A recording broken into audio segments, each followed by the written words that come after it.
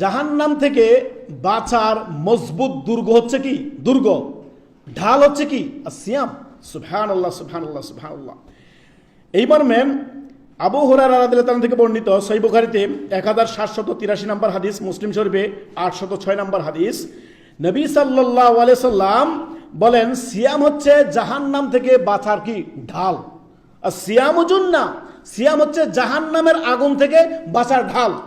আপনাকে যদি একটা সমুদ্রে নিয়ে ফেলে দেওয়া হয়, সেখানে আপনি বাঁচার জন্য কিছুই পাচ্ছেন না, সামনে যা পাবেন খড়কুটা পেলে সেটা ঝাঁপ দিয়ে ধরবেন, ধরবেন না বাঁচার জন্য, যে বাঁচতে হবে কোনো ক্রমে। আর জাহান্নাম থেকে বাঁচার ঢাল স্বরূপ হচ্ছে সিয়াম, রমাদানের সিয়াম। সুবহানাল্লাহ। নবী সাল্লাল্লাহু আলাইহি সাল্লাম বলেন, আসিয়ামু জুন্নাহ, সিয়াম হচ্ছে জাহান্নাম থেকে বাঁচার ঢাল।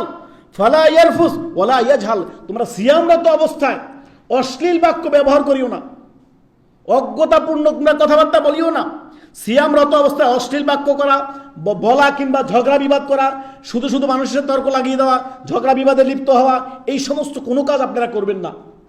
সিয়ামরত অবস্থায় সিয়ামকে আপনি পুত পবিত্র রাখবেন সমস্ত অজ্ঞতা থেকে, সমস্ত ঝগড়া বিবাদ থেকে, সমস্ত অশ্লীলতা থেকে। সিয়ামরত অবস্থায় আপনি সব এগুলো পরিহার করবেন।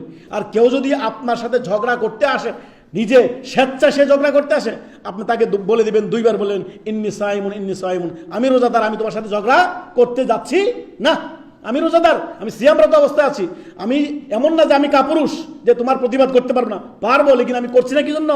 ইন্নী সাইমুন, আমি রোজাদার, আমি সিয়াম রেখেছি, আমি আল্লাহর ভয়ে এ থেকে ঝগড়া বিবাদ থেকে বেঁচে থাকলাম, অশ্লীল বাক্য থেকে বেঁচে থাকলাম, সমস্ত অন্যায় থেকে বেঁচে থাকলাম, একমাত্র আল্লাহর ভয়ে। কেন? সিয়াম হচ্ছে তাকওয়ার মাস। তাকওয়া এইভাবে এক একটি করে আপনার জীবনে তাকওয়া আপনি প্রবেশ করাবেন, সৎকর্মে এক একটি করে আপনি প্রবেশ করাবেন। ধীরে ধীরে ধীরে ধীরে নিজের জীবন দেখবেন নেক আমলের পাহাড় হয়ে যাবে ইনশাআল্লাহ। আল্লাহ তৌফিক দান করুন।